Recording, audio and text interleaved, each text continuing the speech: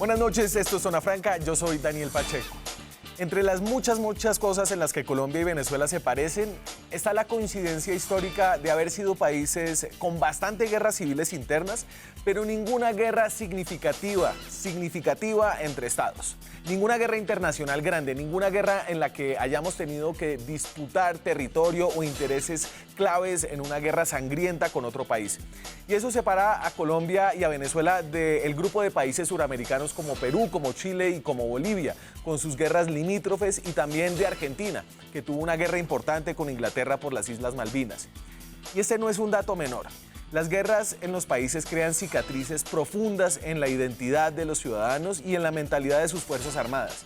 En el caso de Venezuela, y yo creo que Colombia no es muy distinta, tal vez esa ausencia de guerras grandes hace que, combinado con nuestro tropicalismo, la idea de un enfrentamiento militar pueda ser tomada un poco a la ligera, hasta con cierto humor. Una maniobra militar. Esto es para que los gringos se caguen. No joda, los gringos. ¡Mira! ¡Rico, se jodió esa mierda! Eso no es que se jodió, eso es camuflaje. Eso es para que crean. La cortina de humo, señores. Aquí, Tron, asústate, Tron. Fuera de aquí, gringo. Fuera de aquí, gringo, piti yankee. No nos enmadan. No estamos, cáguense. Y se iba a Pluto allá adelante, bro. Y hablo de las guerras de Colombia y Venezuela, ahora que desde Colombia se habla abiertamente de la posibilidad de apoyar una intervención militar en Venezuela para derrocar al régimen de Nicolás Maduro. Lo hizo en Colombia el secretario de la OEA, Luis Almagro, lo hizo desde Washington el embajador de Colombia, Francisco Santos, y lo han hecho desde hace tiempo la vicepresidenta Marta Lucía Ramírez y el expresidente Álvaro Uribe. Ellos dos han llamado a las Fuerzas Armadas de Venezuela a sublevarse violentamente contra Nicolás Maduro. Entonces, a pesar de que estos llamados belicistas han sido desmentidos por el presidente Duque, estamos viviendo tal vez los momentos más calientes de la relación bilateral, los momentos de vientos de guerra internacionales más agitados en Colombia, al menos desde 1932, cuando tuvimos la corta, lejana y relativamente inofensiva, en términos de pérdidas de vidas humanas, guerra contra el Perú. Pero si Colombia va a jugar el juego de la guerra, es mejor que entremos con los ojos abiertos a lo que esa posibilidad implica. Porque solo la posibilidad de una guerra tiene consecuencias. Y las guerras, pues esas tienen consecuencias impredecibles y generalmente devastadoras. Aquí arranca Zona Franca.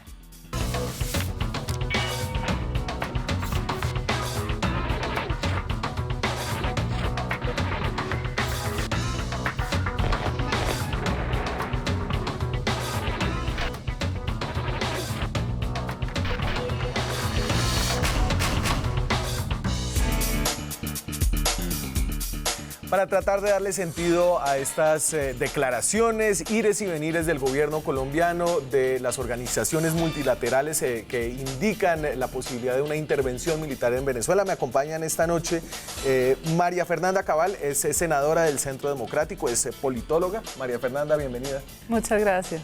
Sandra Borda es politóloga también de la Universidad de los Andes. Nos encontraron en la universidad. No, ella es más joven que yo, por supuesto. Ay, qué dulce, ya. Ya. Empezó bien. Sí. Sandra, ¿qué más? Muy bien, muchas gracias por la invitación, Daniel. Chomín Las Heras es periodista venezolano, trabajó en el diario El Nacional, está en Colombia ya hace... Dos años y medio. 2 años. Ya, sí. Chomín, ¿qué tal? Muy bien, muchas gracias por la invitación. Entonces, a ver, hay una cantidad de declaraciones extrañas, de declaraciones que luego son corregidas o por unos mandatarios de más alto rango o por los mismos mandatarios, y tal vez arranco por la que parece más desconcertante de todas. Se dio aquí en Colombia, la dijo Luis Almagro, que es el secretario general de la Organización de Estados Americanos, que es una entidad multilateral. Esto dijo desde Cúcuta. Creo que no debemos descartar ninguna opción, porque definitivamente, el régimen de Nicolás Maduro, lo que está perpetrando en materia de crímenes de lesa humanidad contra su población, en violación de derechos humanos, en sufrimiento de la gente, en el éxodo inducido que está impulsando, hace que las acciones diplomáticas estén en primer lugar, pero no debamos descartar ninguna acción. Y bueno, y ahí toda esa situación es un poco surreal casi, porque es el secretario general de la OEA, una organización que generalmente es muy políticamente correcta y nunca hace llamados a la guerra, como parece, pero además en la misma tarima estaban parados Alejandro Ordóñez como embajador de la OEA en Colombia, José Miguel Vivanco de Human Rights Watch y el canciller colombiano Carlos Holmes Trujillo. Fue una metida de pata, ahorita tengo la aclaración que él hace, pero ¿eso de dónde salió, María Fernanda? Yo creo que le salió del alma. Luis Almagro es de las personas convencidas de su trabajo. De hecho, es una persona de izquierda, pero es una persona con una ética y una seriedad en sus actuaciones que le han valido precisamente la respetabilidad que tiene hoy. Cuando uno ve y toca la tragedia de Venezuela, se da cuenta que tiene que hacer algo, que no se puede quedar esperando indefinidamente. Y yo creo que le salió del alma. Puede haber sido una movida en términos diplomáticos no correcta, pero ya estamos en un punto donde que hay que hacer algo, hay que intervenir. Eso yo no lo llamaría guerra, yo he tenido esas discusiones, no es guerra, estamos salvando todo un pueblo. Que cómo se vaya a intervenir, ese es el problema. Usted hace un rato decía, se comienza y no se sabe cómo se termina. Sí. ¿Quién va a estar liderándolo?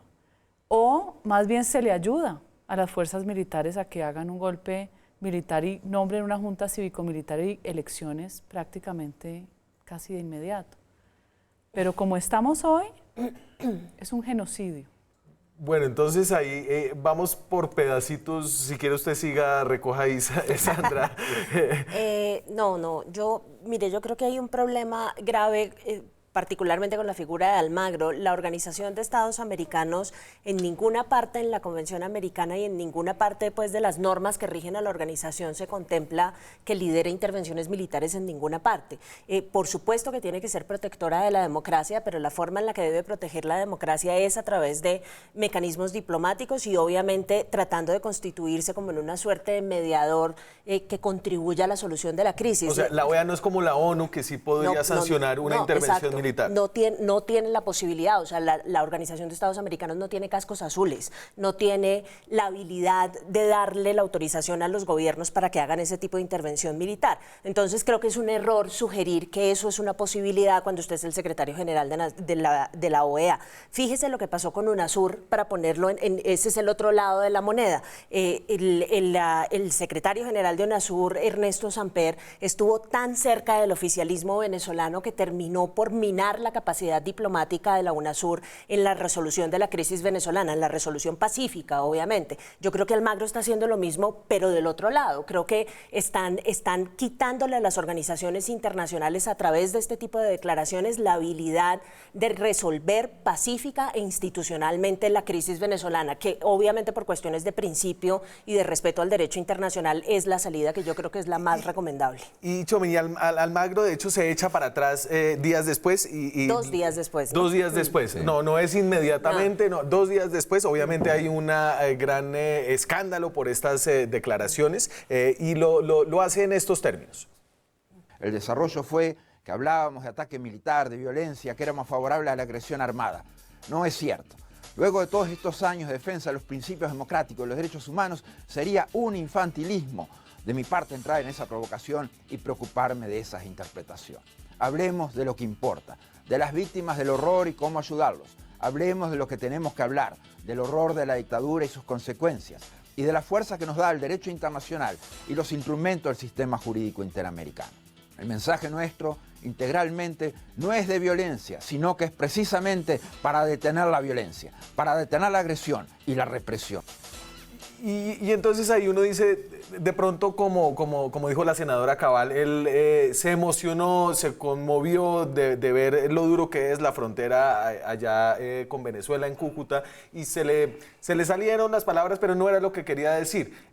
¿Esa es una interpretación o esto fue un mensaje velado que después se retiró simplemente por hacerlo, por ser políticamente correcto? Bueno, yo creo que efectivamente somos seres humanos y corre sangre por nuestras venas, ¿no? Entonces, efectivamente, es muy probable que tras la visita él estaba probablemente muy emocionado porque las situaciones que se están viviendo en la frontera son realmente muy duras, ¿no? Con con el flujo migratorio tan grande y en las condiciones tan degradantes como en las que llegan los venezolanos o pasan por Colombia los venezolanos, ¿no? Entonces yo creo que tendríamos que tomar en cuenta que él probablemente estuvo muy influido por aspectos emocionales. Lo que pasa que para una persona que está ostentando, digamos, un cargo tan importante como secretario general de la OEA, pues el que pueda sucederle eso, que puede sucederle, sí, creo que no es una excusa, ¿no? Yo quería poner sobre la mesa un aspecto que me está pareciendo que en el escenario internacional se está replicando esa gran división que se produjo dentro de la oposición venezolana, que había entre los sectores más moderados o más dialogantes y los sectores más, digamos, más radicales o que están impulsando salidas más duras. Esa división se está replicando en el escenario internacional. Curiosamente, uno podría entenderlo en el escenario venezolano porque, bueno, entre los propios actores del propio país que haya esas diferencias, pero que se esté produciendo esta diferencia, sí, a nivel internacional, y se ha producido aquí en Colombia, se ha producido a nivel de la OEA, a nivel del Grupo de Lima. Entonces, me llama mucho la atención que se esté produciendo esto y me preocupa también porque de alguna manera significa que hay mucha desorientación de cómo puede evolucionar el tema de Venezuela. Claro, y entonces usted menciona el Grupo de Lima. El Grupo de Lima es un grupo de países suramericanos, sobre todo, que incluye Canadá. También a Canadá. No hace parte del Grupo de Lima Estados Unidos. No hace parte. Entonces es como un grupo que se apartó en la OEA para hacer un bloque que ha sido activo en la denuncia del régimen de Nicolás Maduro, que ha buscado pararse en la raya, pero incluso el Grupo de Lima emite una declaración después de las palabras de Luis Almagro y dice lo siguiente. Los gobiernos y aquí están, Argentina, Brasil, Costa Rica, Chile, Guatemala, Honduras, México, Paraguay, Perú, Santa Lucía, países miembros del Grupo de Lima, reafirman su compromiso para contribuir a la restauración de la democracia en Venezuela a través de una salida pacífica y negociada. Asimismo, expresan su preocupación y rechazo ante cualquier curso de acción o declaración que implique una intervención militar, la amenaza o el uso de la fuerza en Venezuela. Pero entonces aquí hay una cosa muy curiosa y es que Colombia hace parte del Grupo de Lima y Colombia no firma. Y uno ahí, ¿qué debe leer, María Fernanda? Lo que pasa es que tampoco tenemos claro el por qué no se firmó. Se dijo que había algunas palabras en las que no coincidía. Sí, yo sí que le pongo al canciller y usted habla sobre lo que dice el canciller. Sí, es que es mejor para que... Mire, Carlos Holmes Trujillo dice lo siguiente a propósito de por qué no firma Colombia esa declaración del Grupo de Lima. En primer lugar, el Grupo de Lima es fundamental para el tratamiento de esta situación y de otras. Colombia va a seguir acudiendo a todos los medios diplomáticos y políticos que se requieran a fin de crear condiciones para que finalmente, más temprano que tarde, el hermano pueblo de Venezuela pueda elegir libremente el gobierno que desee tener.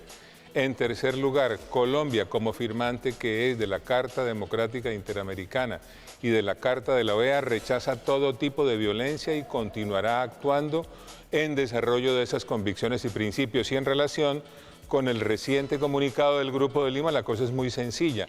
No hubo acuerdo pleno sobre el contenido de la declaración, sobre sus términos, pero tenemos una identidad total de propósitos con el Grupo de Lima.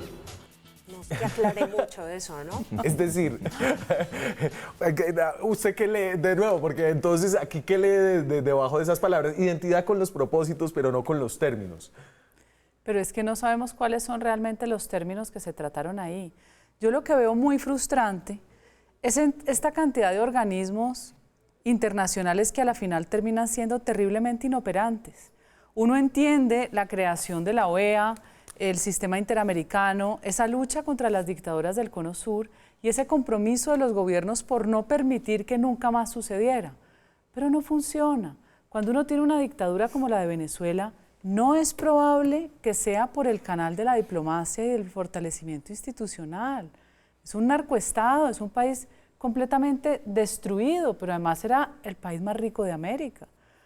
Ustedes terminaron siendo unos desplazados de su patria cuando el único país que no desplazaba a sus ciudadanos por violencia o por pobreza era Venezuela. Y usted lo veía en países del primer mundo todas las nacionalidades de América Latina, pero jamás un venezolano de vacaciones, porque eran los ricos. Hoy son los desplazados número 1. ¿Cuándo nos habíamos imaginado nosotros tener un venezolano cruzando la frontera por un plato de comida? Yo he estado varias veces en La Trocha. Es desgarrador. Nosotros hemos cocinado en La Trocha desde que Maduro desplazó a los colombianos cuando les tumbó sus casas. Porque a él le encanta señalar de fascista al que piensa diferente a él, pero usaba los mismos métodos que usaban los nazis, de marcar una casa y tumbársela. Nosotros hemos estado en varias ocasiones atendiendo población venezolana. Ya esto no es posible de soportar. Entonces uno dice, ¿cuál es la opción? Claro, en la Convención Americana no están establecidos los elementos para ningún tipo de intervención militar. Se privilegia la autonomía de los países. Y la gente habla de la soberanía, pero a mí me da risa.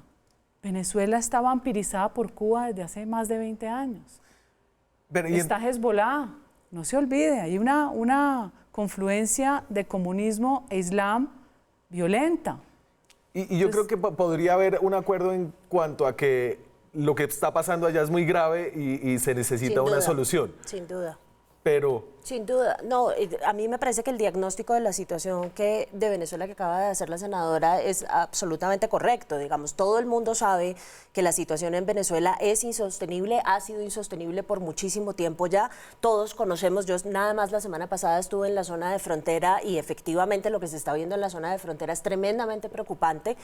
Lo que pasa es que aquí, digamos, la discusión es una discusión alrededor de los principios que guían la solución de los problemas. Entonces, yo prefiero mil veces, ayer estaba justamente leyendo que Naciones Unidas acaba de nombrar a una persona que se va a dedicar única y exclusivamente al tema de los desplazados y al tema de los refugiados venezolanos en Colombia.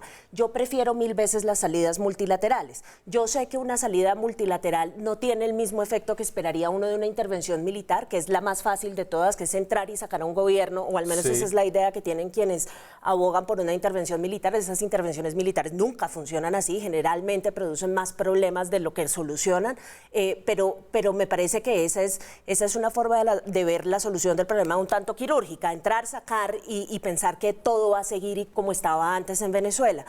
Creo que aquí es mucho mejor que Colombia se sume a los esfuerzos multilaterales. Yo honestamente creo que para la diplomacia colombiana, para los intereses en materia de seguridad de Colombia, no es una buena idea estar haciéndole carrera al argumento de Trump y al argumento de Almagro de que es posible contemplar una salida militar. Yo no comparto que nuestro embajador en Estados Unidos esté hoy diciendo que tenemos que seguir pensando en la alternativa militar.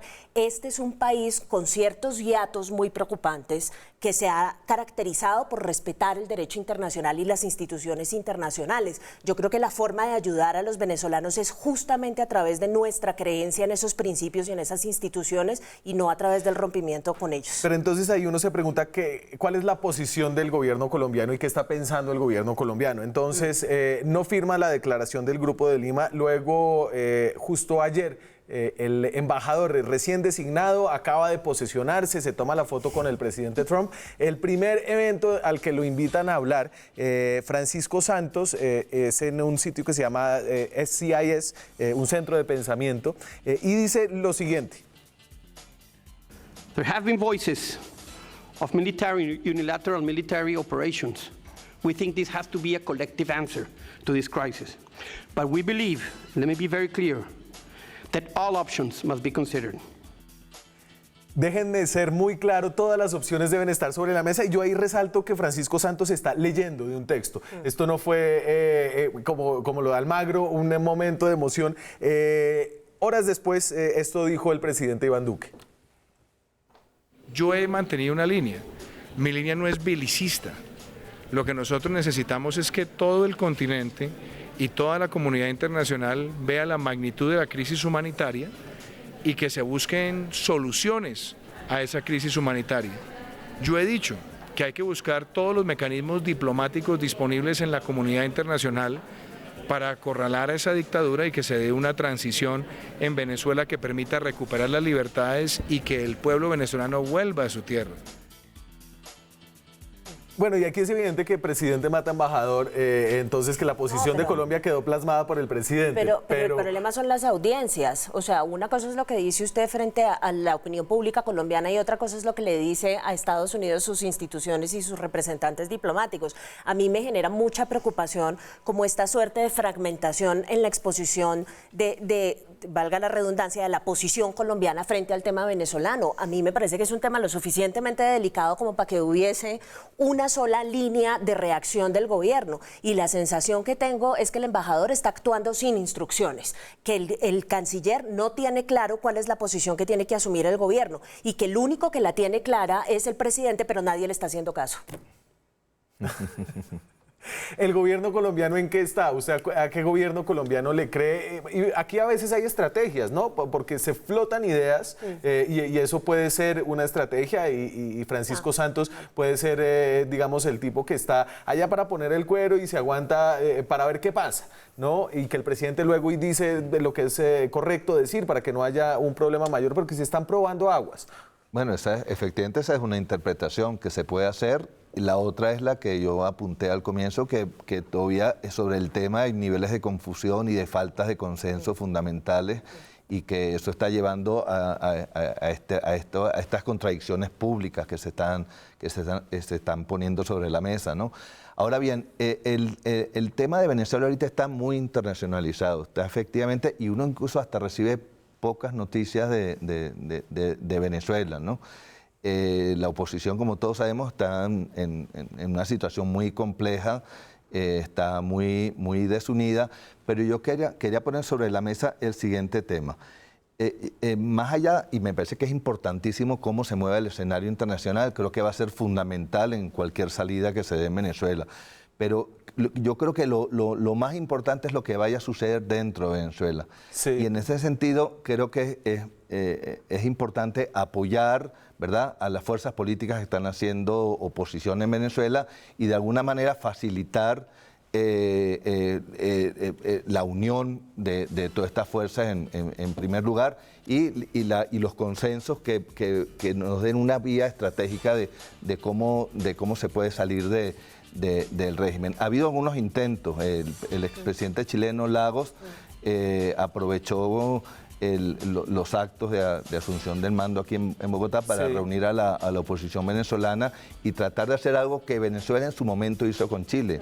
Venezuela, la concertación chilena se gestó en Venezuela por iniciativa del gobierno venezolano entonces. Entonces, yo creo que este tipo de iniciativas que no son solamente en los organismos multilaterales, sino que tengan incidencia interna en Venezuela, creo que serían muy importantes para ir evolucionando la situación. Hay un plan B, si el plan A es la guerra. Me voy a comerciales, pero quiero escuchar usted qué piensa de lo que está pasando en su gobierno, el gobierno del Centro Democrático. Con eso regresamos en minutos.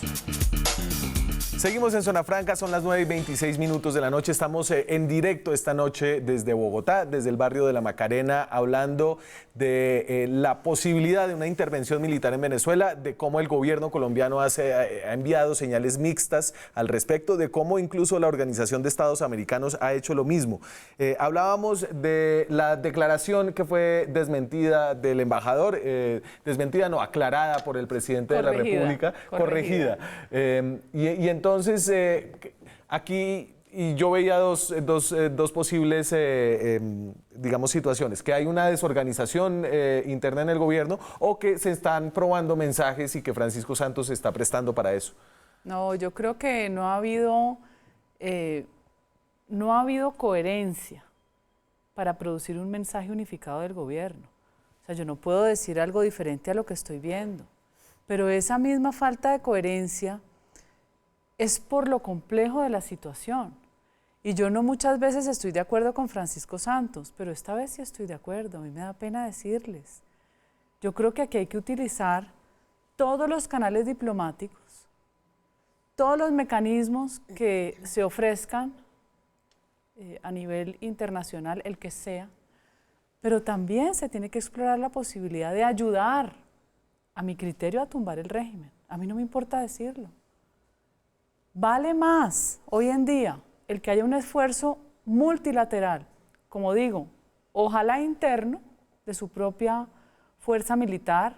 No me gusta la intervención per se. Me parece que la intervención internacional es más atacando donde están las bases militares, que son las que alimentan toda esta represión del régimen.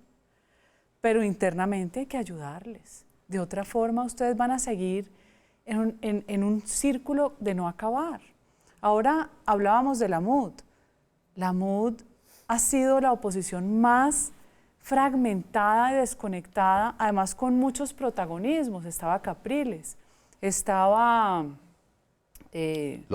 Leopoldo López, está María Corina, que por fortuna ha seguido insistentemente manteniendo esa firmeza, porque vimos que Capriles se desvaneció, además se volvió medio loquito, rara su personalidad.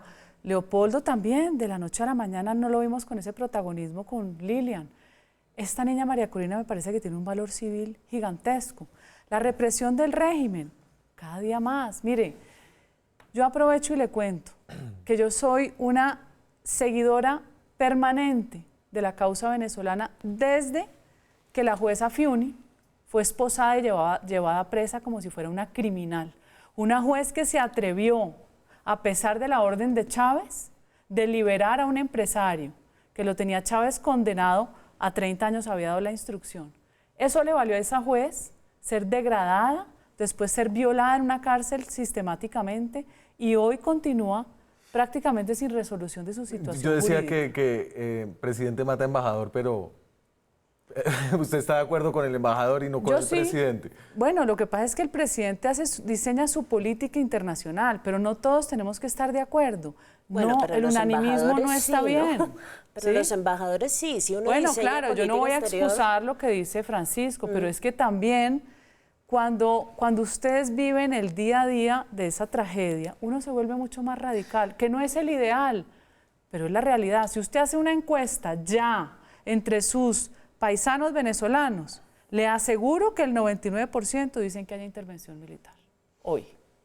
No creo que digan, ahí el canal diplomático, el Papa, ¿de qué les sirvió extender esos diálogos para seguir la represión? No sé, yo no estaría tan seguro de hacer una afirmación, digamos, tan tajante, ¿no?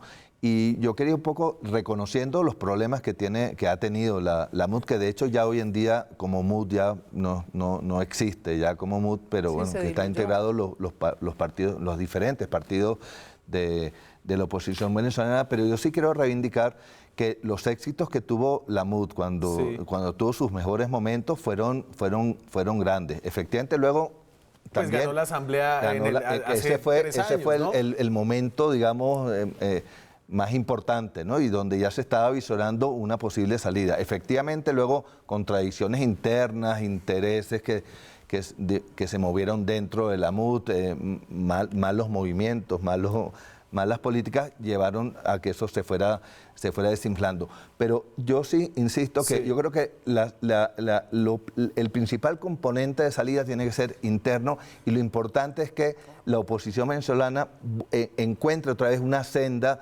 de unidad estratégica que permita avanzar haciendo política internamente a través de diversos caminos y con el apoyo externo, indudablemente. Yo no quiero eliminar el apoyo externo. Entre otras razones, porque no solamente una solución doméstica es mucho más sostenible, sino que además, y perdón me pongo académica acá, pero la literatura de relaciones internacionales que ha hecho estudios comparativos de todas las intervenciones internacionales que han tenido lugar, demuestra claramente que las intervenciones internacionales en la gran mayoría de los casos no son exitosas.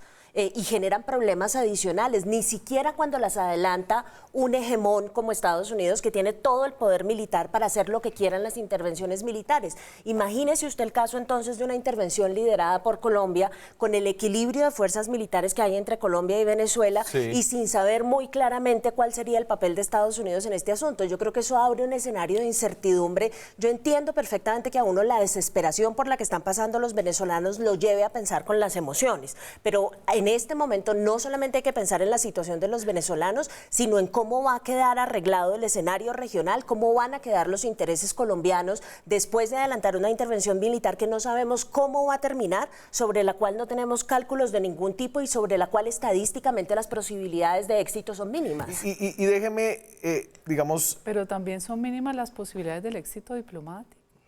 Por eso, entonces si el resultado es el mismo, ¿para qué intervenir? No sabes.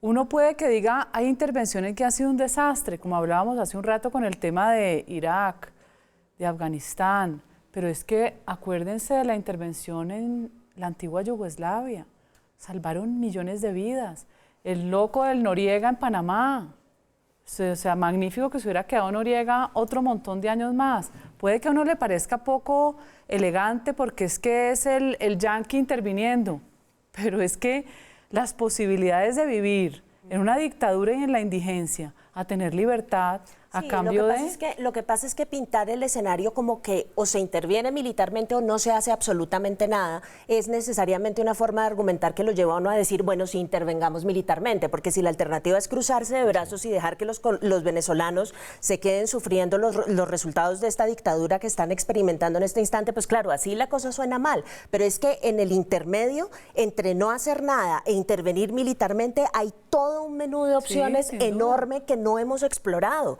Es que la gente cree que es que ya lo hicimos todo y no hay nada más por hacer. No se ha hecho todo. Esa sugerencia que tú estás haciendo de apoyar a la oposición desde afuera políticamente, contribuir con su proceso de organización, contribuir con la movilización, es una forma de mejorar la posición que ellos tienen a nivel interno y procurar una salida de carácter democrático e institucional. Porque ¿qué pasaría además si llegase a haber una intervención y la oposición continúa en el estado en que está ahorita de división tan grande?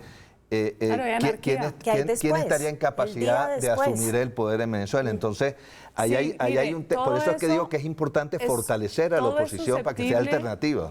Todo es susceptible de análisis y de sacar conclusiones, de hacer hipótesis. Pero hoy, cualquier cosa distinta a lo que ustedes están viviendo es mejor. Así la oposición esté fragmentada, así tengan pugnas de poder. Y lo que les digo, no es necesariamente que entre un ejército extranjero, es apoyar a que lo que queda bueno y sano dentro de lo podrido de las fuerzas militares logren tumbar al régimen. De otra forma, no lo veo. Yo no estoy tan segura. No Cualquier situación mala es susceptible de empeorar. Se va del poder por unas elecciones. Ustedes ya no tienen canales electorales creíbles ni legítimos. No los tienen. Entonces, hasta hace 2 años seguían diciendo nuevas elecciones. ¿Y nuevas elecciones para qué? Si los resultados no son creíbles. Bueno, yo solamente sugeriría tener un poco de cuidado con el discurso de justificación de la intervención, porque es que el problema no es que sean comunistas, el problema es que son dictadores. O sea, el problema es que sean comunistas es muy grave, porque pues usted no saca un comunista si uno va a andar derrocando gobiernos a diestra y siniestra, si uno va a andar derrocando gobiernos a diestra y siniestra porque ideológicamente están en la otra esquina de que uno está... ¿Estás exagerando un argumento? Yo no lo estoy exagerando, senadora. Estoy diciendo simplemente que la razón que debe justificar cualquier tipo de acción, sea la que usted está abocando o sea la que yo estoy abocando, es la falta de respeto a las instituciones, es la falta de respeto al Estado de Derecho, pero no que sean comunistas, porque claro, si no, ser de aquí a mañana le pone un ingrediente adicional de perversidad y de barbarie. Y si fueran de derecha, ¿cuál es el problema? Pero si fueran de derecha, ¿cuál es el problema? Cualquier dictadura y cualquier método colectivista de partido único totalitario es detestable. Sí, de eso porque también hay en la derecha. Yo no estoy hablando de derecha ni izquierda, estoy hablando de colectivismo, sea el que sea. Porque aquí la gente tiene la tendencia a decir que los fascistas son de derecha y es el gran error. Nacional, socialista, fascismo, todo es el mismo origen. El mismo origen. China es un tema distinto, porque China anda en una economía capitalista de esclavitud de mano de obra y por otro lado con un partido único, pero las libertades en China bien restringidas. Por eso para entonces opinar también intervenimos militarmente en China. No, porque los chinos están en su país y viven y los tienen venezolanos unos también, y no se le vaya a olvidar que ellos escogieron ese gobierno. Los venezolanos no están allí. Pero votaron por ese gobierno. ¿Votó quién? Ellos mismos votaron. Y no lo han podido cambiar. No es democráticamente electo, no democráticamente electo. Por eso le estoy Nicolás diciendo. Maduro democráticamente electo. Pero por eso le estoy diciendo, no, en las últimas no, estamos totalmente de acuerdo. Por eso le digo, el problema, el gran pecado es la falta de respeto a las instituciones y al Estado de Derecho. Si es una cuestión ideológica, entonces yo me empiezo a tener de atrás, porque si el discurso va a ser que a uno no le gusta otro gobierno. Bueno, me voy a la pausa. El primer comunista que se vaya con las urnas. Me voy a la pausa. ¿Qué va a hacer el gobierno de Estados Unidos? ¿Cuál ha sido la posición de la administración de Donald Trump? Hay senadores influyentes que le están cogiendo la caña a estas afirmaciones que vienen de funcionarios colombianos de la OEA. Ya regresamos. Seguimos en Zona Franca, son las 9:42 hablando sobre la posibilidad de una intervención militar en Venezuela. Se ha aireado esta posibilidad de parte de varios funcionarios, uno de Colombia, otro de la Organización de Estados Americanos. Tenemos un tuit. Y ya que están 2 contra 1 en el debate, le pongo el de Camilo Cruz, que dice: francamente, totalmente de acuerdo con la intervención militar en Venezuela, que juega un papel de legítima defensa colectiva para el pueblo venezolano. El tirano Nicolás Maduro no respeta ni la institucionalidad ni la diplomacia. Eso, ¿la legítima defensa colectiva existe? No sé. Pero bueno. Es un término acuñado. Que los Estados Unidos, iba a decir, los yanquis, los Estados Unidos, ¿qué dicen al respecto? Y esto lo lanzó el presidente Trump el año pasado, hace más o menos un año, habló por primera vez de la opción de una intervención militar en Venezuela. We have many options for Venezuela, including a possible military option if necessary. Pero no se quedó ahí, últimamente ha estado secundada esta posición, lo hizo el senador Marco Rubio del Partido Republicano. El senador Marco Rubio fue candidato presidencial, se enfrentó a Trump y él dice en esta columna en el Nuevo Herald, a propósito de las palabras del embajador Francisco Santos: estoy de acuerdo con el nuevo embajador de Colombia, todas las opciones deben estar sobre la mesa para lidiar con la crisis en Venezuela. Y entonces aquí los gringos, ¿a qué están jugando, Chomi? Sí, bueno, efectivamente Trump fue el que de alguna manera encendió la mecha. Inició la mecha. Y, el tema que yo veo es de haber algún tipo de intervención, tendría que haber un nivel de consenso muy grande, empezando por el Consejo de Seguridad de la ONU, que es el que podría de alguna manera darle algunos visos de legalidad, pero con los vetos que podrían hacer ahí Rusia y China no pareciera posible. Entonces, pero a ver, ¿y el Consejo de Seguridad puede sancionar un cambio de régimen si no hay una amenaza contra otro país, si no hay pero sí tiene la doctrina para proteger, que es justamente la doctrina que protege a los ciudadanos de sus propios gobernantes cuando se trata de dictadores. El problema es más el problema del veto que la existencia de exactamente. Entonces, en esa pareciera que es difícil que por ahí se dé. Entonces, yo lo que veo es que hay tal nivel de diferencias, incluso en el propio Grupo de Lima, como lo hemos dicho aquí, que si llegara a haber algún tipo de, si llegara a un consenso, por lo menos americano, del continente americano, parece que es difícil. Entonces, y si Estados Unidos toma una actitud, una cuestión más unilateral, el nivel de fricciones que eso va a generar con toda la región va a ser muy grande. Incluso también. En Estados Unidos hoy el ex jefe de gabinete del presidente Obama, que es también alcalde de Chicago, Rahm Emanuel, dijo que el presidente Trump podría lanzar una operación militar en Venezuela para distraer de la situación política.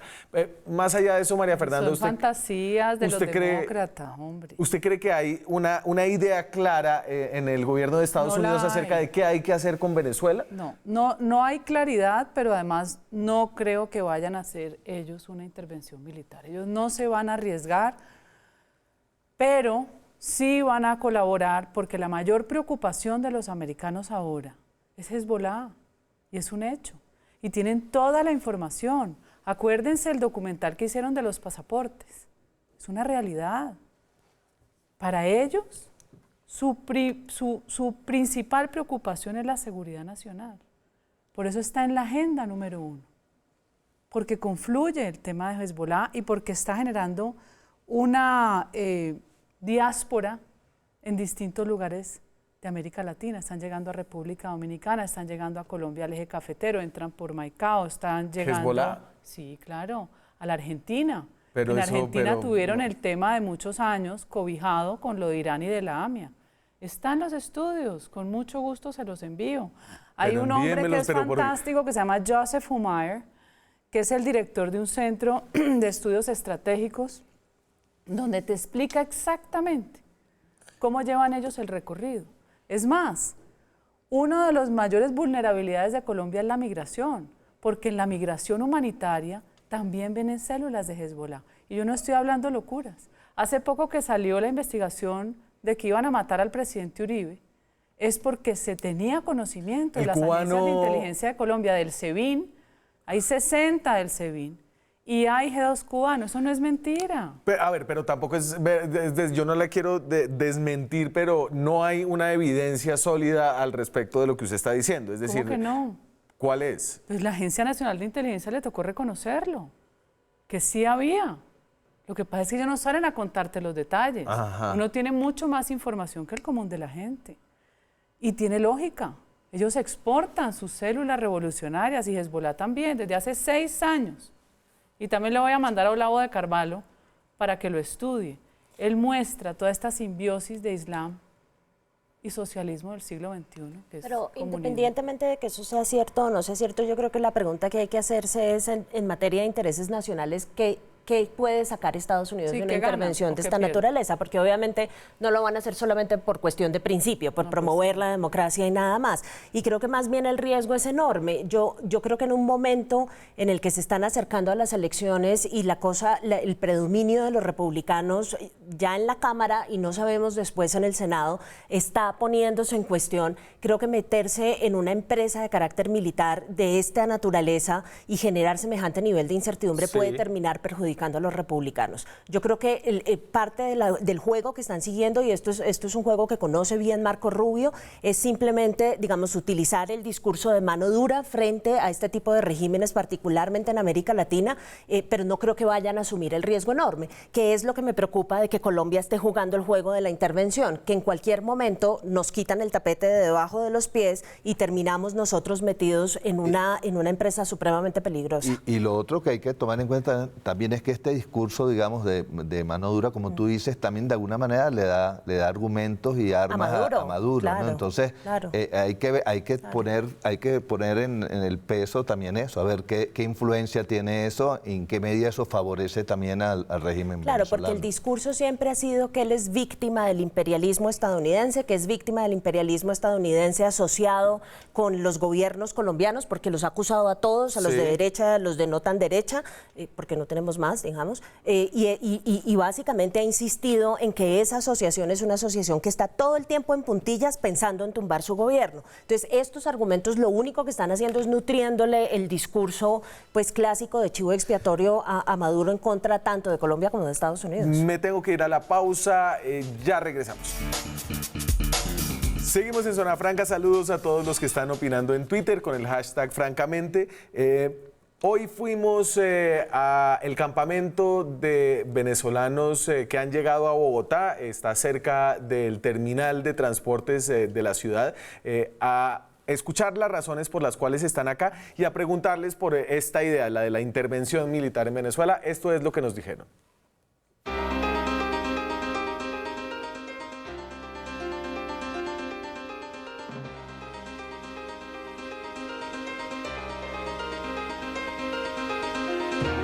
Jesús Díaz. ¿Por qué saliste de Venezuela? Huyéndole a la crisis que estamos viviendo en nuestro país. Por la situación, que no se consigue trabajo, comida, nada se consigue. Tenías que trabajar prácticamente casi un año para poderte vestir completo sin comer nada. ¿Y quién te iba a dar la comida gratis? Trabajabas casi un mes para comprar la comida en una semana, si acaso. Para tener una vida mejor, poder mantener a mi hijo, darle comida, que en Venezuela no se conseguía eso, por lo menos una leche, un pañal, comida, nada, no se consigue nada. ¿Qué pasó? ¿No pudiste seguir estudiando? No, por la situación. Tuvimos que salir del país por la situación. Aquí me encuentro con mi hermana y su bebé. Porque allá no se consigue medicina, allá no hay pañales, allá no hay nada. Allá un bebé si tiene fiebre te lo mandan para tu casa, te dicen no, anda para tu casa, no hay remedio, no hay nada.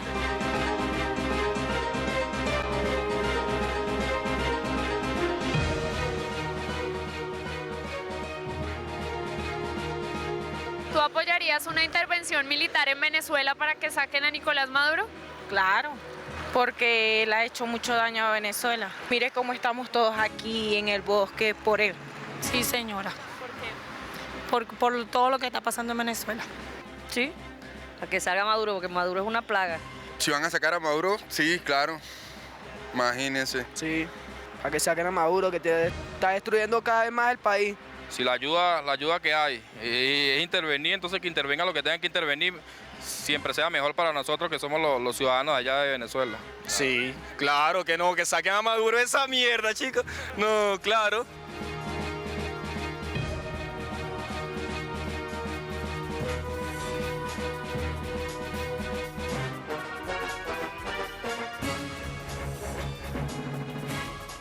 Bueno, afortunadamente los países no se van a la guerra por voluntad popular, por voto democrático, pero y ya como para redondear, Chomin, creo que usted tiene una muy buena como visión de la cosa, de cómo se ha dividido la gestión de los países, digamos, como un espejo de lo que sucedió adentro de Venezuela. La consecuencia de esa división en Venezuela, ¿cuál fue para la oposición?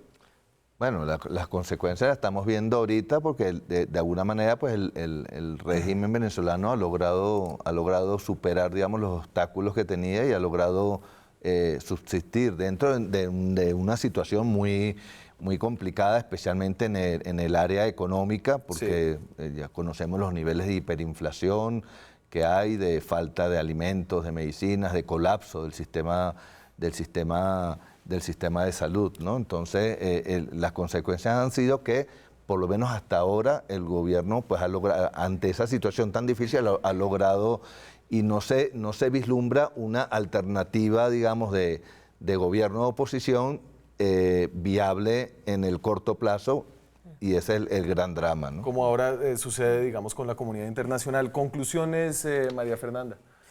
Conclusiones. Yo creo que hay que usar de esa gama que dice Sandra, desde solo la diplomacia a la intervención, hay que utilizar todos esos caminos, pero yo sigo considerando en que una fuerza multinacional tiene que ayudar a que internamente generen un golpe de Estado, porque ese señor no se va a ir por las urnas, ni por las buenas, ni hablando con el Papa, ni confesándose, que creo que no le recibirán la confesión de todos los pecados que tienen. Sandra. No será el único. Yo tengo la impresión de que digamos, parte del problema, yo veo la cosa también desde el punto de vista del gobierno colombiano y me preocupa un poco los bandazos contradictorios en materia de diplomacia. Nosotros fuimos los principales promotores del Grupo de Lima. El Grupo de Lima es el resultado de la ineficiencia de UNASUR. Cuando el gobierno colombiano se da cuenta que UNASUR no va a servir para nada en materia de la resolución de la crisis venezolana y de la OEA, decide constituir este grupo informal con el que había estado de acuerdo en todo hasta este momento. Me parece que ahora salir a dar un bandazo en otra dirección, que no sabemos cuál dirección es, porque parece que tampoco es la de la intervención militar, está confundiendo mucho. Esa teoría que usted tiene de las múltiples posiciones y de los globos funciona a nivel doméstico porque genera debates y no sé qué, pero genera muchas confusiones en materia de política exterior, porque puede usted estar confundiendo al gobierno de Estados Unidos, puede estar confundiendo a los gobiernos de la región y puede estar confundiendo al mismo gobierno venezolano y generando una situación de incertidumbre que al único que está beneficiando es a Maduro y su dictadura. Se me acabó el tiempo, me tengo que ir. Muchas gracias a ustedes. Este es un debate que obviamente continuará. Nos vemos mañana con más periodismo, con más debate, con más opinión. Chao.